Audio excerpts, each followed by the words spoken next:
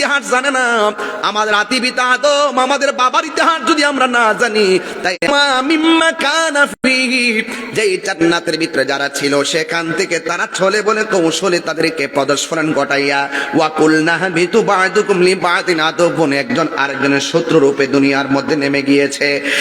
যুবক ভাইয়ের আমার, এখান থেকে বুঝাইতে চাইতেছি, আল্লাহ বলছেন হে আদম সব খাইবা কিন্তু গন্ধমের এই ফল গাছের কাছে যাইও না।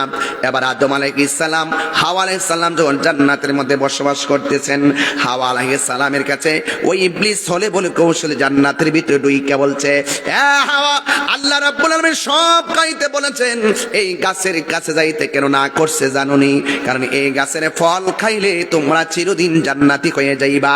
বাস হাওয়া আলাইহিস সালাম শোনার পরে মনে মনে কই আমার সাথে জান্নাতের ড্রেস গুলো শরীর থেকে পড়ে গেছে, গাছের লতা পাতা দিয়ে তার শরীরটারে ডাকছে। আরো ঘটনা আছে, আমি সামনে যাব না।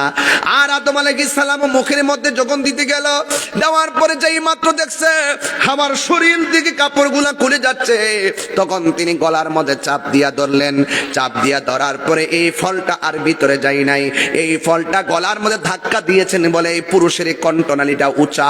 আর মা বোনদের দুইজনে একত্রিত হয়েছে, আল্লাহ রাব্বুল আলামিনের কাছে বলছেন, রব্বানা যালামনা আনফুসানা ওয়া ইল্লাম তাগফির লানা ওয়া তারহামনা লানাকুনান্না মিনাল খাসিরিন। আপনারা জবান খুলে কোন অপরাধ ক্ষমা করে দেওয়ার মালিক কে? এরপরে আল্লাহ রাব্বুল আলামিনের কাছে শত শত বছর আদম আলাইহিস সালাম কাঁদলেন, কিন্তু ক্ষমা পাই নাই। এরপরে আদম, রাব্বি খালাকতানি, ও আমার রব, যখন তুমি আমারে বানাইছো, ফারাইতু আলা সাকিল আরশ, আমি আরশের দিকে চৌকাটে তাকিয়ে দেখে